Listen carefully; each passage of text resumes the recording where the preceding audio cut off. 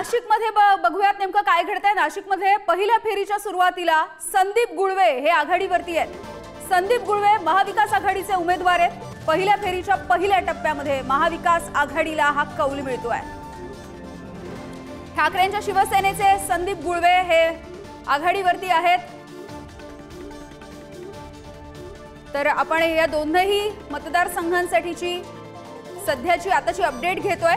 एकीकडे मुंबईमध्ये ठाकरेंच्या शिवसेनेचे अनिल परब आघाडीवरती, दुसरीकडे नाशिकमध्ये ठाकरेंच्या शिवसेनेचे संदीप गुळवे हे आघाडीवरती।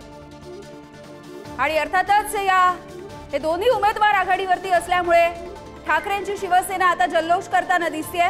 मुंबईच्या पाठोपाठ नाशिकमध्ये सुद्धा महाविकास आघाडीचे आणि त्यापैकीच मुख्यतः ठाकरेंच्या शिवसेनेचे उमेदवार आघाडीवरती।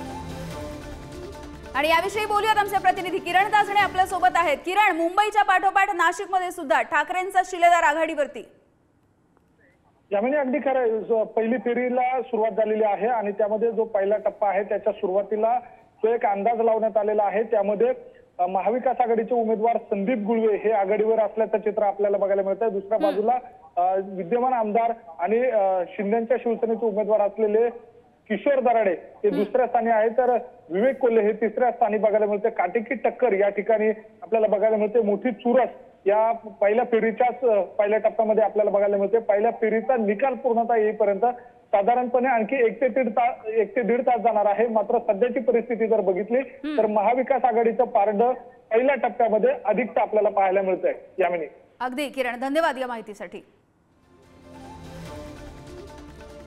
तर मुंबईनंतर नाशिकमधलं आपण बघतोय सध्याची अपडेट। नाशिकमध्ये पहिल्या फेरीच्या सुरुवातीला महाविकास आघाडीचे आणि ठाकरेंच्या शिवसेनेचे संदीप गुळवे हे आघाडीवरती आहेत।